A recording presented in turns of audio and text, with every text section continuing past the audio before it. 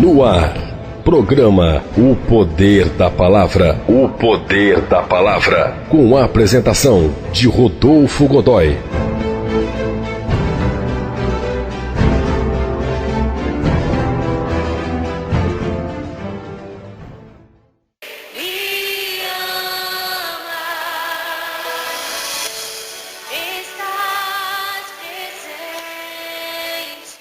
Pedro capítulo 1, versículo 16.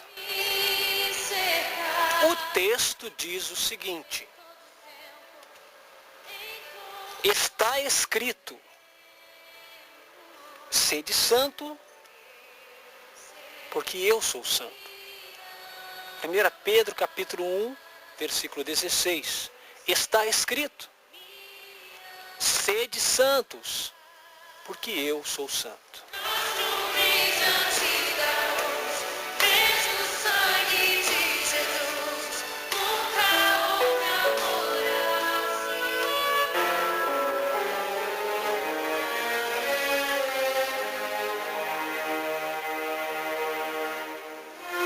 Graças a Deus que nós podemos mais uma vez, através da palavra, honrar ao Senhor.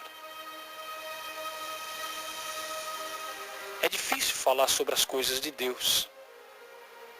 E de todas as coisas difíceis de falar a respeito de Deus, uma das mais difíceis e também complicada é a sua santidade.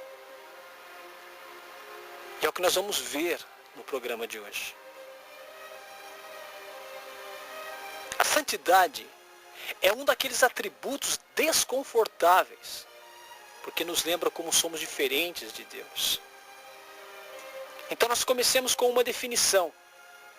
A santidade de Deus é a sua pureza, intrínseca e transcendente, que vai além. O padrão de justiça ao qual todo o universo deve se conformar. Deus não se compara com qualquer outro modelo criado pelos outros. Ele é o modelo. Portanto, Deus exige que a sua criação se conforme ao seu padrão. Alguns ateus afirmam que Deus não existe, por causa da sua existência, aliás, por causa da existência e por causa da prevalência do mal. Mas na verdade, querido, é o oposto. Você só pode chamar o mal de mal apenas porque Deus existe. Porque é possível avaliar o mal por seu padrão. O mal não seria o que é se você não tivesse um padrão de referência que o qualificasse como mal. Você pode até dizer algo, ou que algo é mal, apenas porque você tem um modelo de comparação, um Deus bom e santo. Então não podemos mencionar tudo a respeito da santidade de Deus com algumas palavras. Então, eu sei que é limitado para nós, mas no pouco que nós podemos compreender, eu vou trazer aqui a respeito da santidade. A santidade é o ponto central dos atributos de Deus. De todas as coisas, em essência, Deus é santo.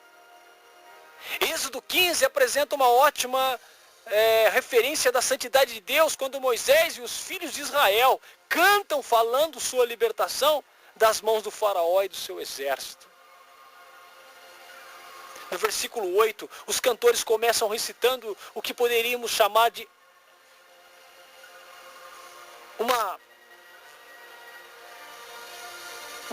um ato poético, não é?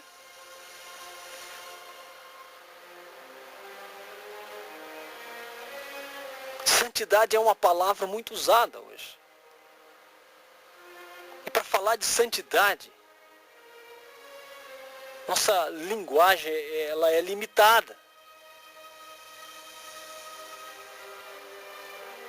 Nós muitas das vezes falamos de santidade na nossa linguagem, né? Comparando ou dando valor à santidade com palavras, e é impossível.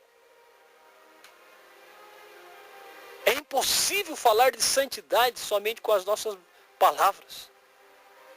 É muito imperfeita a nossa palavra.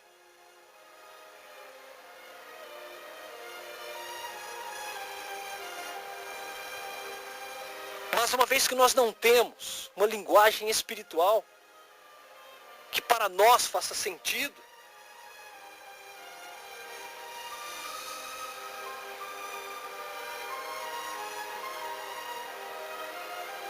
nós vamos usar as nossas palavras mesmo. Moisés estava dizendo de maneira poética que quando Deus soprou sua expiração, por assim dizer, amados, fez as águas se abrirem. O versículo 10 também emprega essa figura de linguagem para descrever a grande escapada que Israel experimentou.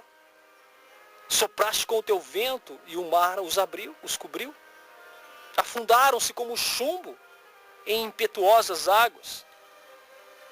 Então, depois de citar a grande escapada de Israel, Moisés vai dizer: ó Senhor, quem é como tu entre os deuses?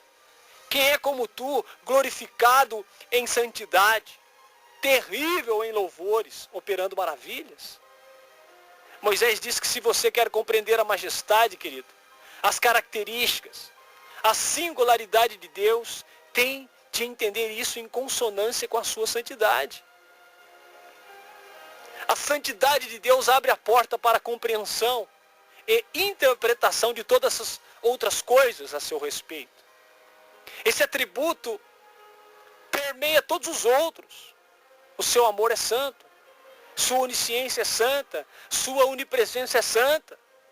Tudo contém esse atributo definidor de Deus chamado santidade.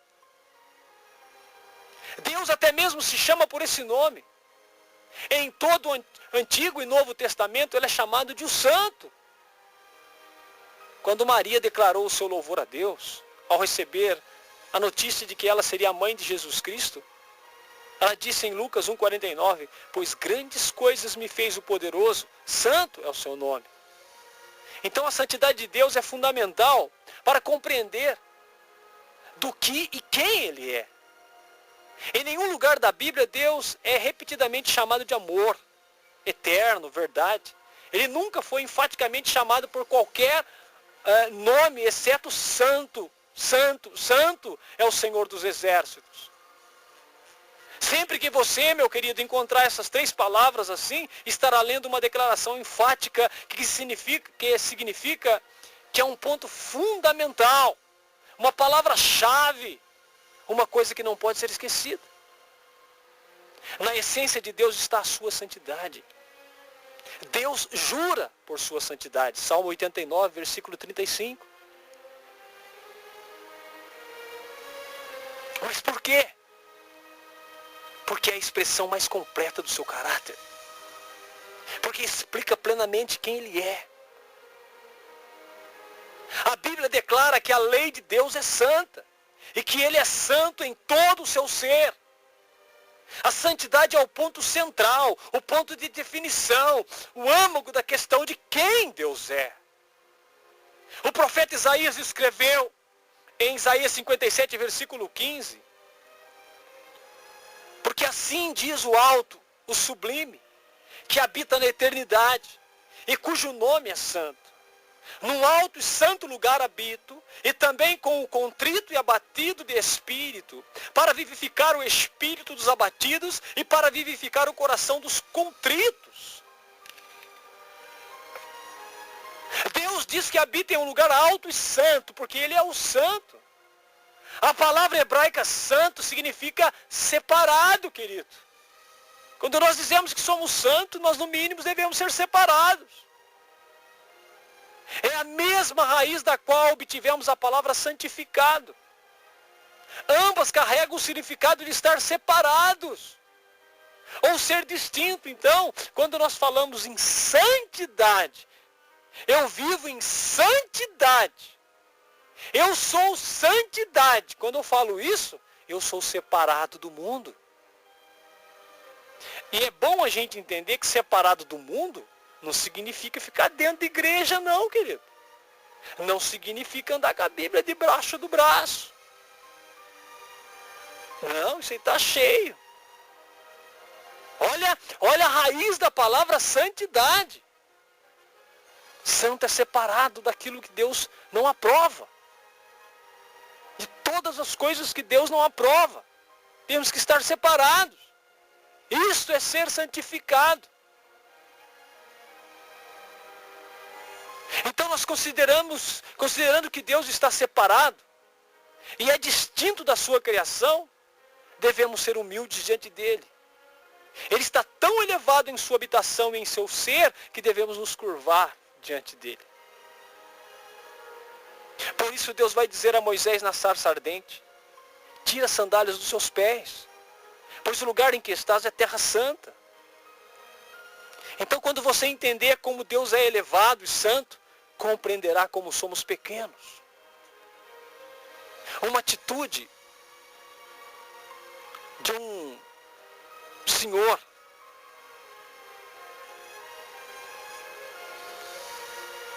que é dono de si, além de revelar uma opinião errada sobre a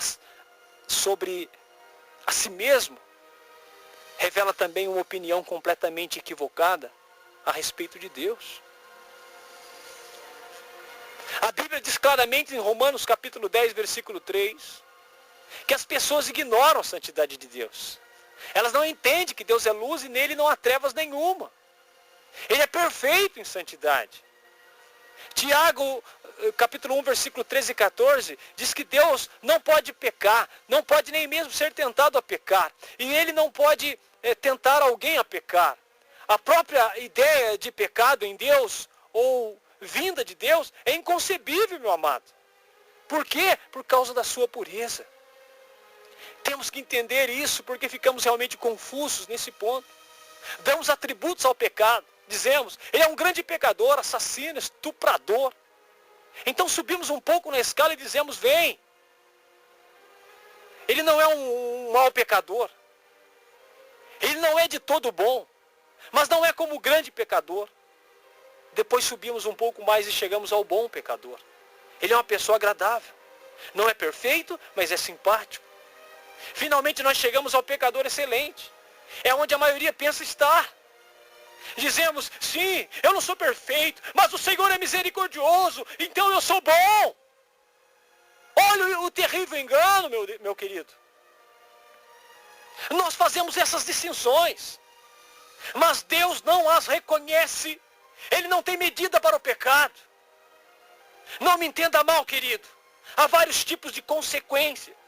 Todos os pecados não merecem a mesma penalidade. Mas o mal não tem medida. Diante de um Deus santo, o homem no corredor da morte não é diferente da pessoa que em toda a sua vida diz apenas uma mentira. Não. E isso é fundamental a gente entender. Deus não tem uma unidade de medida para o pecado, porque Ele é totalmente santo. Absolutamente perfeito em todas as suas manifestações. Então Ele não reconhece qualquer qualificação para o pecado. Então isso nos afeta muito. Não gostamos de um Deus que nos coloca no mesmo nível de um criminoso. Nós não gostamos, nós até julgamos o criminoso. Podemos até não gostar, mas é bom que entendamos isso. É um ponto fundamental que devemos entender se quisermos ter uma visão correta de Deus e de nós mesmos. Querido, se você estivesse bem acima da terra e visse um homem de pé sobre o pico de uma montanha e outro no vale sobre o seu ângulo, seria como se estivessem lado a lado. Você estaria tão alto que o detalhe da montanha seria irrelevante. Deus é tão elevado que, embora uma pessoa procure viver de maneira melhor do que a escória da sociedade, da posição distinta, única elevada de Deus, todos estão no mesmo nível, no nível do chão. Por isso a Bíblia diz, não há um justo, não há sequer um, Romanos 3,10. Pois todos pecaram e destituídos estão da glória de Deus. Um grande naturalista, chamado Henry David, que era também um grande escritor, condensou a atitude da maioria das pessoas para com o pecado. E perto do final da sua vida, insistiram com David para fazer as pazes com Deus. Sabe o que ele disse?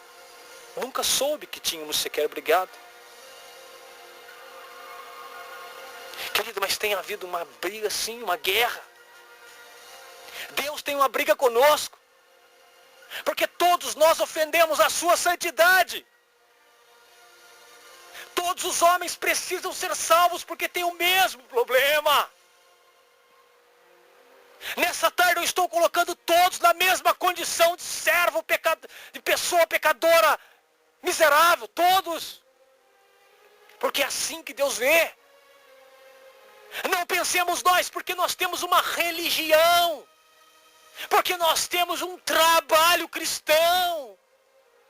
Não pensemos nós porque nós não falamos um palavrão, porque nós não assistimos uma novela, porque nós não ficamos na rodinha de fofoca, então nós somos melhor. Não! Diante de Deus somos todos transgressores da lei. Não pense ser maior que aquele que está condenado à sentença de morte. Não. Deus está tão elevado que quando Ele olha lá de cima, nós estamos no mesmo nível um do outro. Aleluia! Todos precisam ser salvos, porque têm o mesmo problema. Claro que é. Suponha que você esteja doente. Enquanto o médico se prepara para operar você,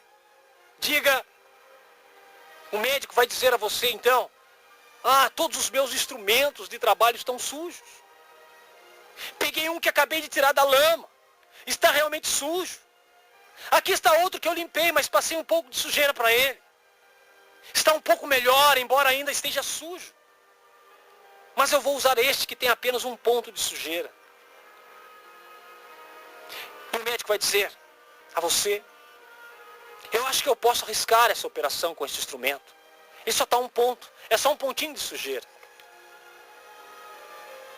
Querido, aquela sujeirinha pode ser tão perigosa quanto a sujeira grossa. Por quê? Porque são precisos apenas alguns germes para contaminar todo o nosso corpo. Você quer ter certeza de que o bisturi do médico foi esterilizado, não é verdade? Você quer higiene absoluta quando se trata de abrir o seu corpo. Amado, Deus é santo desse jeito. Seu bisturi é tão completamente limpo que ele se ofende da mesma forma por um pensamento mau como por um homicídio. Embora haja diferença quanto às consequências do pecado, não há diferença em sua essência. Pecado é pecado. Caia por terra todo pensamento de puritanismo. Eu faço, eu aconteço, eu falo a verdade, eu sou uma bênção. Está diante de Deus na mesma posição que o homicida. Precisa de salvação. Então é assim a santidade de Deus. Totalmente diferente de nós. Somos nós que precisamos nos ajustar. Deus, aleluia, não vai mudar. Deus não vai mudar. Quando você entender a santidade de Deus, alguma coisa acontecerá. Quando o profeta Abacuque descobriu a santidade de Deus, ele disse, meu ventre se comove, treme os meus lábios, entra a podridão nos meus ossos. Querido, ele teve uma visão diferente de si mesmo. Quando Jó descobriu a santidade de Deus, ele exclamou, eu sou tão indigno que responderei eu. Ponho a minha mão na boca, por isso me abomino e me arrependo no pó e na cinza. E olha, querido, que Jó era um homem bom. Deus o disse, veja, capítulo 2, versículo 3. Quando Isaías compreendeu a santidade de Deus, pôde apenas dizer, ai de mim. Isaías 6, versículo 5. Ali estava um grande profeta, mas tudo que ele conseguiu dizer foi, ai de mim. Isaías estava condenado a si mesmo. Estava dizendo, maldito sou. Então ele disse, vou perecendo. Quer dizer, estou acabado. A palavra perecer significa despedaçar-se. Isaías disse, estou em pedaços, porque ele tinha visto Deus em sua extraordinária santidade. Quando você se encontra face a face com Deus, ele afeta a sua autoestima. Você descobre que não era nada o que pensava ser quando vê. Querido, nós não levamos a vida cristã muito a sério, porque nós não sabemos quem Deus é.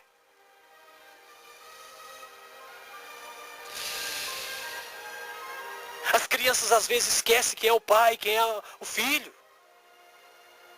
Quando esquecem disso, fazem coisas de qualquer jeito. Por isso, de vez em quando, os pais devem lembrá-las de que são pais. Agimos como as crianças às vezes, meus irmãos. Esquecemos quem é Deus. Por isso fazemos as coisas de qualquer jeito.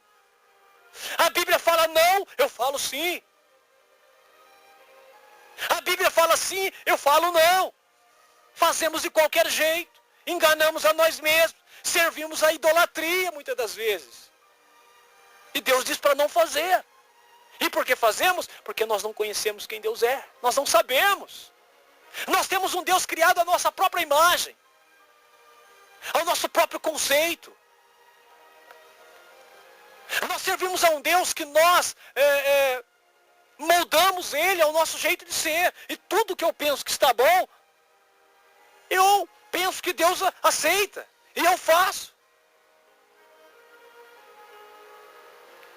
Mas se realmente queremos andar com Deus, temos de compreender quem Ele é e quem nós somos, sob a luz de seu entendimento. Não sobre a nossa luz do nosso entendimento. Temos de nos curvar, querido, porque Ele está nas alturas. E eu não estou falando aqui de curvar joelhos, não. É muito mais que isso. Curvar joelhos todo mundo tem feito. Mas se curvar o homem velho diante da santidade de Deus. Nós temos que engrandecer o seu nome. Mas não é só com a boca não, querido. Temos feito muito isso. É com a vida. Temos de levar a sério a nossa devoção. Temos de parar de brincar de igreja. Parar de brincar de cristianismo. Amados, muitas pessoas correm para chegar ao trabalho na hora certa porque não querem irritar o chefe. Mas vão à igreja dizendo, se eu chegar lá antes da bênção apostólica já está bom. Quando Deus vê que tratamos nossos chefes melhor do que o tratamos, diz, vocês não sabem quem eu sou santo. Aleluia.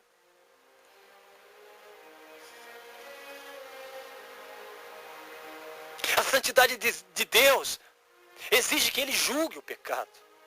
Isso está escrito em toda a Bíblia, querido. Deus sempre julgou o pecado e Ele tem um julgamento futuro guardado para a grande tribulação. Apocalipse 16, 1, versículo 5.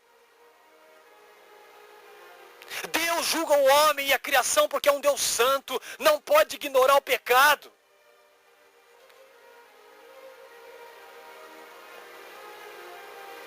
Ele não poderia ignorá-lo mesmo que quisesse por causa da sua natureza santa, meu querido. A santidade de Deus significa que o pecado precisa ser tomado com seriedade e sempre será julgado. Até a morte e a santidade andam juntos. A Bíblia diz que quando os cristãos vivem dignamente, ficam doentes. Por outro lado, a impiedade e a corrupção andam juntos. Onde houver impiedade, haverá corrupção, guarde isso. Então, quando falo a respeito da ira ou do julgamento de Deus, eu não estou falando de simples explosões emocionais. Ficamos zangados quando alguém nos atinge. Ficamos zangados quando temos um dia ruim. Querido, Deus não tem dias ruins e não explode simplesmente.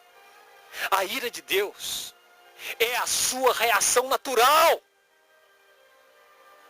E também necessária a qualquer e toda coisa que se oponha à sua santidade, entendeu? É natural dele. E é necessário por causa do que ele é. Portanto, não estamos falando de explosões de raiva. Se Deus tivesse explosões, já estaríamos todos mortos. O julgamento de Deus contra o pecado é absoluto. A Bíblia afirma que Deus julgou e julgará Satanás e os homens. Na verdade, a Bíblia coloca os homens e Satanás juntos em julgamento, em Mateus 25:41. Ali Jesus diz, então Deus dirá também aos que estiverem à sua esquerda: apartai-vos de mim, malditos, para o fogo eterno, preparado para o diabo e os seus anjos.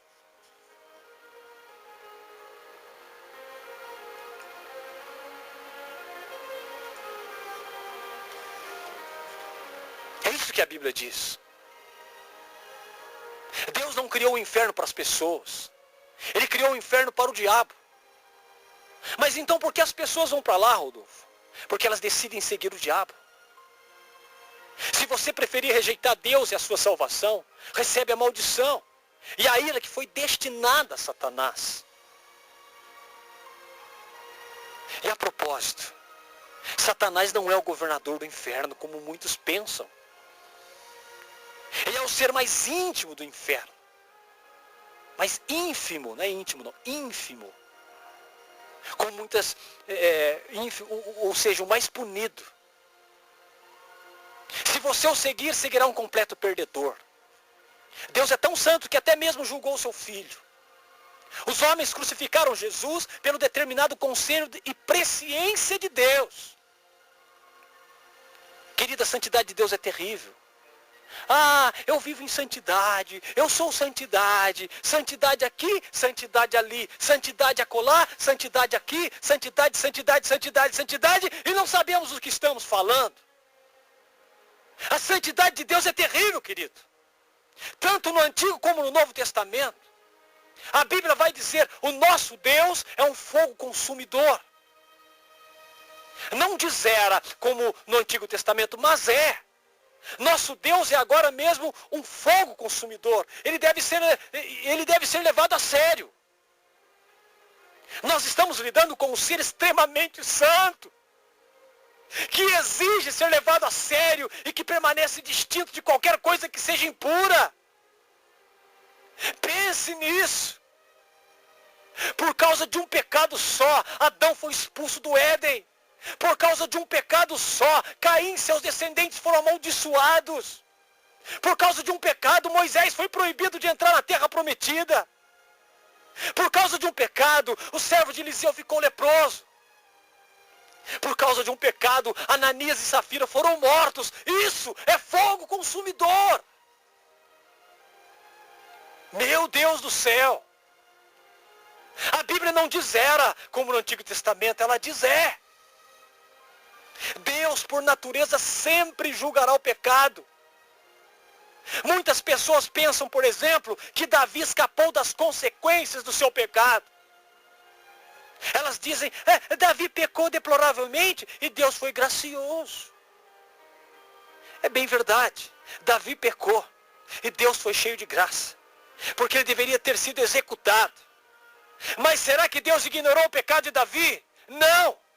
Simplesmente tirou a vida de 4 filhos de Davi em seu lugar. Em outras palavras, Davi viveu porque outras pessoas morreram. Aprenda com isso.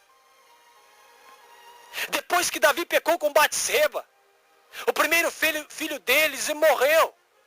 Sei que isso é difícil de aceitar, porque é muito diferente do que achamos que Deus deveria ser. Mas isso seria tornar Deus a nossa imagem. Deus é santo por natureza. A tensão surge quando lutamos contra a verdade de que Deus julga o pecado, enquanto simultaneamente ama o pecador. Precisamos manter essa tensão em vista. Meu amado, Deus não acaba com todas as pessoas, porque embora odeie e julgue o pecado, ama imensamente o pecador. Deus quer destruir o pecado sem destruir o pecador. Qualquer pessoa que já teve câncer sabe disso. Você deseja destruir o câncer, mas quer ser capaz de continuar vivendo. Aleluia.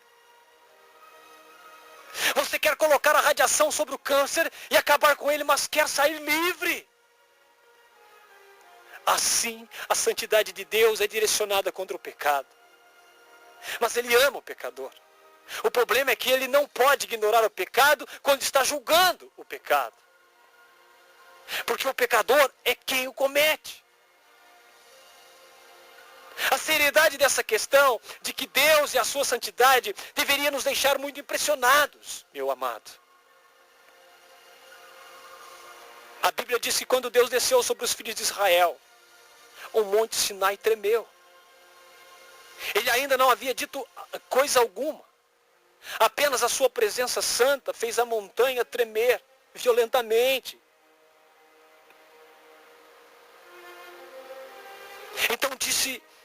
Então Deus disse a Moisés: desce, adverte ao povo que não trespasse o termo até o Senhor para vê-lo, a fim de muitos deles não perecerem. Em outras palavras, se essa gente ficar andando ao pé da montanha, terá problemas. Se tentar me ver, certamente morrerá. Esse é o Deus Santo. Querido, quando Deus se move, as montanhas tremem. Porque nós não trememos e não tememos. Se as montanhas tremem quando Deus se move, por que não trememos? Só de pensar em Deus. Porque não somos reverentes para com Deus. Porque não ficamos impressionados diante dEle. Sabe por quê, querido? Porque esquecemos quem Ele é. Essa é a realidade. Temos de levar Deus a sério. Nós criamos um Deus moderno. Um Deus que é só amor. Um Deus que é só cura. Um Deus que é só milagre. Um Deus que é só prosperidade.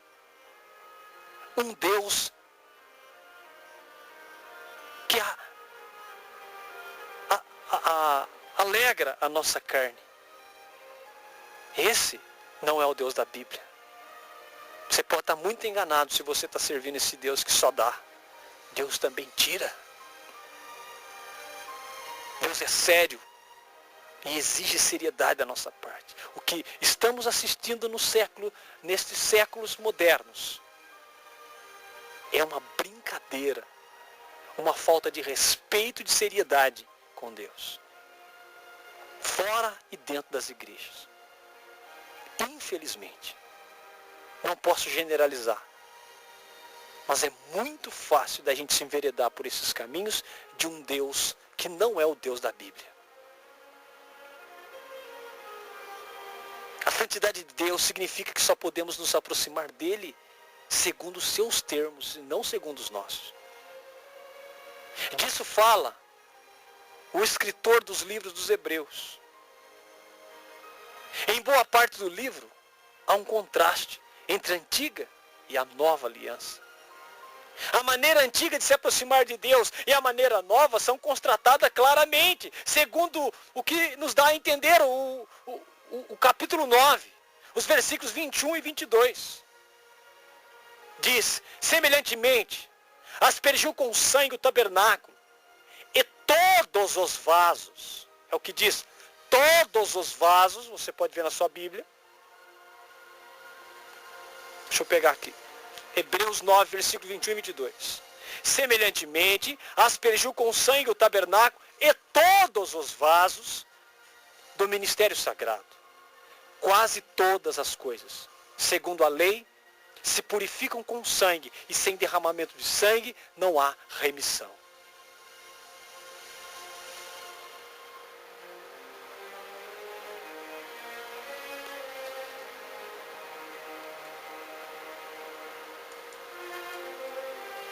bom a gente prestar atenção nessas coisas.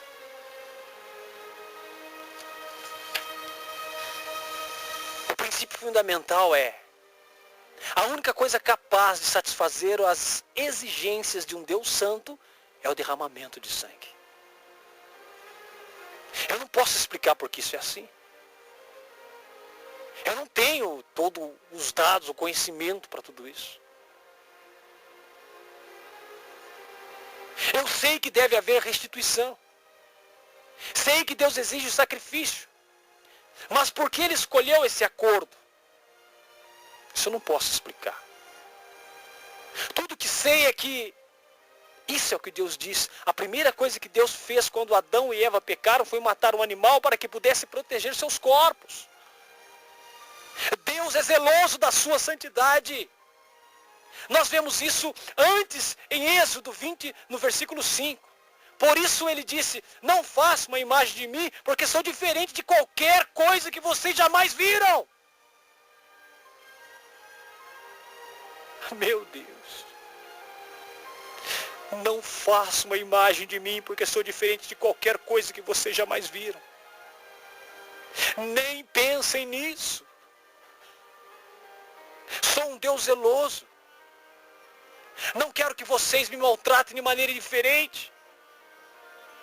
Aliás, não quero que vocês me retratem de maneira diferente do que eu sou. Por isso, obedeço a minha palavra. No Antigo Testamento, Deus estabeleceu um método abrangente. Um tanto complicado de adoração. Porque o povo não podia simplesmente aparecer diante dele sem pedir licença. Queridos, alguns anos atrás, quando George Bush era presidente,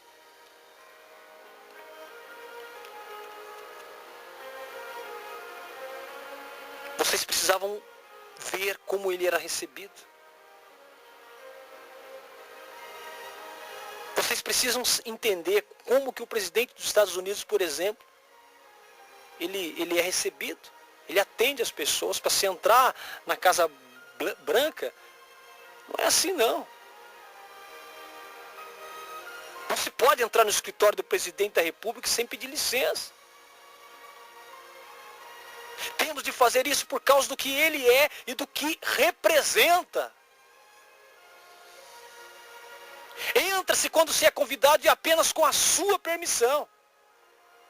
O mesmo acontece com Deus. Não se aparece diante dele sem pedir licença. Podemos entrar apenas porque ele permitiu a nossa entrada. O tabernáculo tinha 3 compartimentos diferentes, separados por cortinas. Uma cortina pendia diante da entrada externa, o pátio. Outra cobria a entrada do local sagrado onde eram feitos os sacrifícios. A terceira bloqueava a entrada que dava para o Santíssimo, onde estava a presença de Deus. Apenas o sumo sacerdote tinha permissão de entrar ali, e somente uma vez por ano.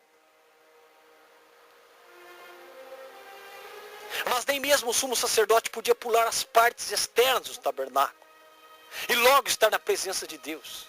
Imagine ele dizendo: veja, eu quero falar com Deus e preciso vê-lo agora.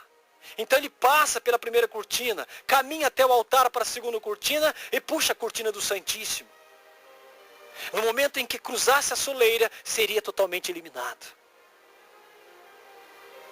Não seria nunca mais lembrado. E sabe por quê?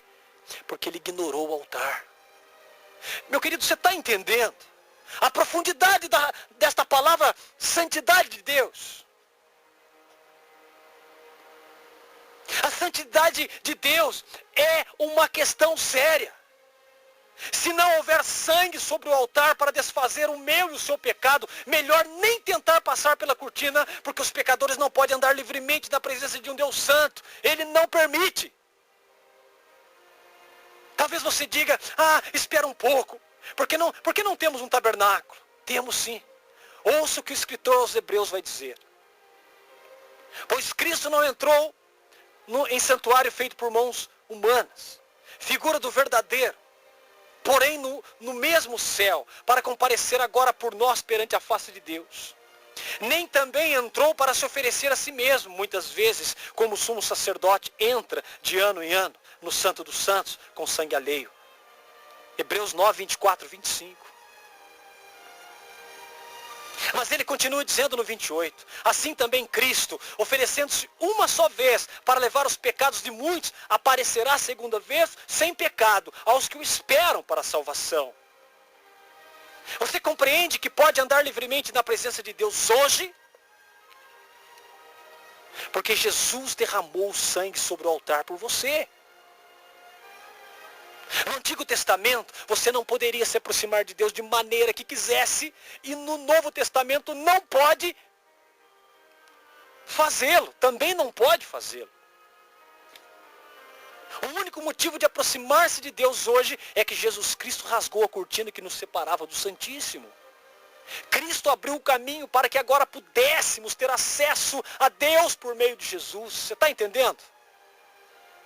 Quando Deus o vê aproximar-se dele, apenas permite que você venha em sua presença, porque o vê através de Cristo. A condição de Deus para você se aproximar dele é um sacrifício de sangue. E Jesus fez esse sacrifício por nós.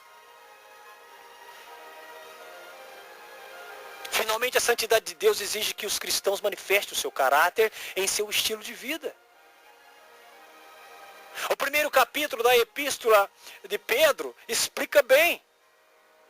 Como filhos obedientes, não vos conformeis com as concupiscências que antes tinhais na vossa ignorância. Mas como é santo aquele que vos chamou, sede vós também santo em todo o vosso procedimento. Pois está escrito, sede santos, porque eu sou santo. Deus diz, por causa do que eu sou. Vocês devem se esforçar para também ser iguais. A santidade de Deus exige que o crente busque essa mesma santidade. Paulo vai dizer, qualquer que profere o nome do Senhor, aparte-se da injustiça. Hebreus 12, 10 diz que Deus é tão desejoso da nossa santidade que açoita os seus filhos para sermos participantes da sua santidade. Exatamente como punimos nossos filhos para que sejam participantes dos nossos regulamentos.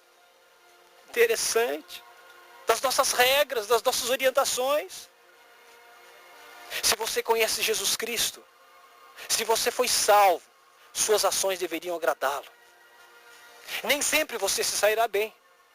Haverá ocasiões em que você cairá de cara no chão, porque todos somos pobres e miseráveis pecadores.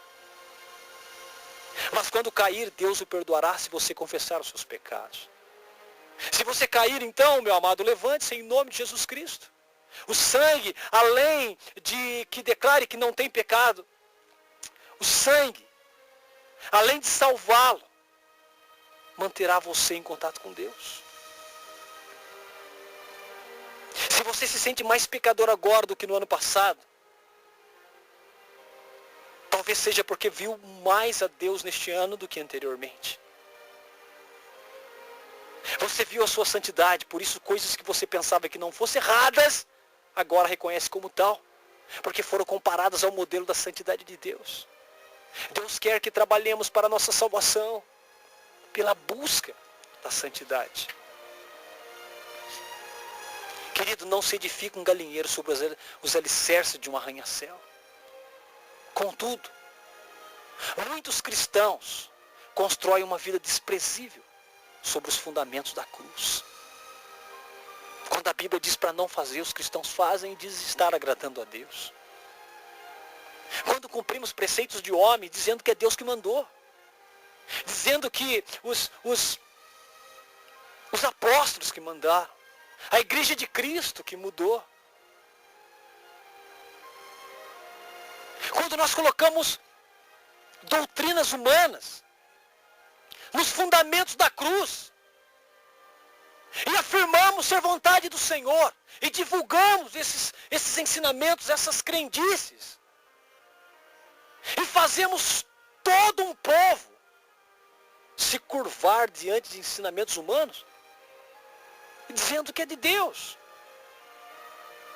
Quando ouvimos profecias falsas, falsas profecias proferidas por entidades, pessoas falecidas.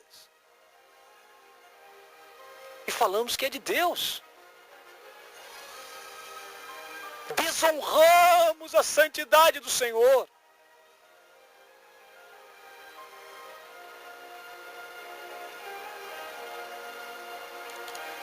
Isso é muito sério.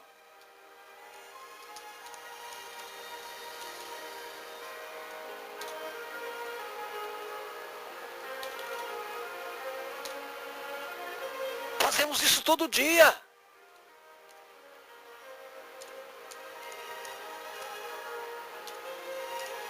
Pense nisso, querido.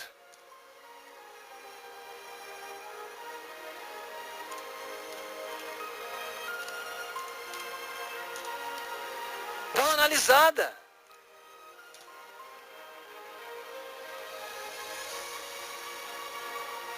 Dá uma analisada. Estamos colocando fundamentos desprezíveis sobre a cruz, sobre os fundamentos da cruz.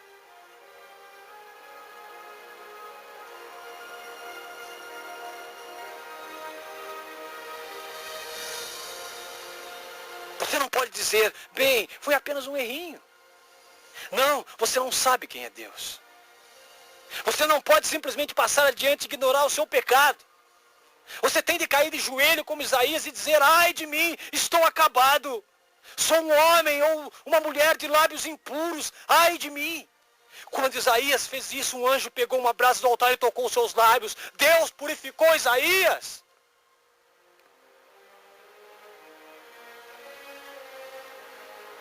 Alguma vez você já ficou realmente sujo e tomou um agradável banho, principalmente no inverno, né?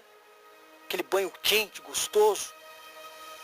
Você estava imundo, mas entrou no chuveiro, abriu a torneira e disse, maravilha. Deus dirá que você está sujo. Se você apenas admitir que está sujo e parar de pensar que está limpo, Ele virá e o purificará de tal maneira que será limpo, dizendo, que maravilha. Mas além disso, depois que Deus limpá-lo, Ele o preparará para poder usá-lo. Foi o que aconteceu com Isaías. E é o que Deus fará com você se for purificado por Ele. Então a nossa oração deve ser como a de Davi. Cria em mim, ó Deus, um coração puro. E renova em mim um espírito reto. Salmo 51, 10. Em outras palavras, Senhor, dá-me um puro coração. Estou sujo, sou pecador. Estraguei tudo, mas se me lavares, serei limpo. Então poderás me vestir para que eu siga o seu caminho. Querido, você sabe então quem é Deus? Se você não é cristão, deve buscar a Cristo. Porque Ele é o nosso tabernáculo. Ele é o caminho para se chegar a Deus. Na verdade, a Bíblia vai dizer, em nenhum outro há salvação. Pois também debaixo do céu nenhum outro nome há, dado entre os homens, pelo qual devamos ser salvos. Isso é Bíblia. Isso é Bíblia. Cristo é o seu mediador, é o seu intermediário, seu tabernáculo, o único caminho para se chegar a Deus. Você deve crer piamente em sua obra concluída na cruz, onde Ele derramou seu sangue pelo nosso pecado. Se você fizer isso, se confiar apenas no Senhor Jesus Cristo como seu Salvador, Deus o tornará seu filho. Agora, se você já é cristão, sua tarefa é manter negativa a sua conta de pecado. Essa conta de pecado, ela precisa ficar negativa com Deus e sempre desejar que Ele o limpe. Você sabe qual a purificação que precisa hoje? Compareça, meu querido, diante de Deus agora. E peça que Ele use um detergente espiritual para purificá-lo da sujeira acumulada em sua vida. A santidade de Deus é algo extraordinário a se considerar, meu amado. E ainda mais extraordinário entender que vivemos e agimos como seus filhos na atmosfera da sua santidade. E que Ele espera a santidade de nós. Eu espero que essa mensagem incentive você em seu desejo de ser santo, como o nosso Deus é santo.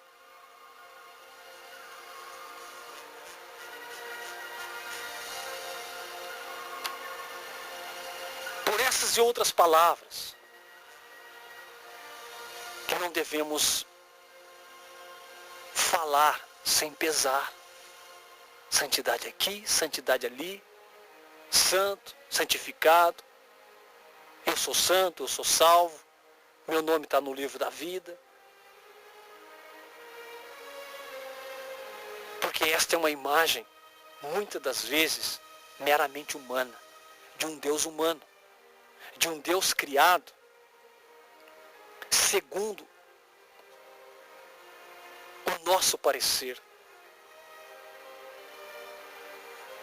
Por isso que o mundo está ruim, por isso que as coisas não funcionam. Por isso que as coisas não têm dado certo.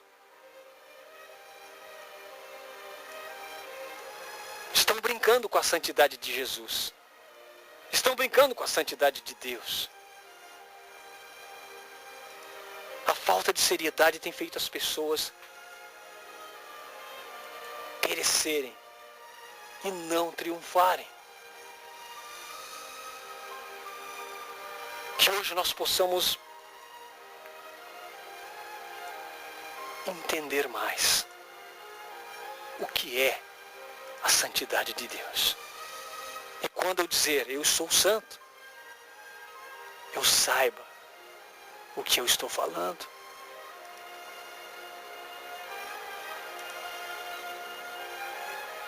Sede santo, como eu sou santo.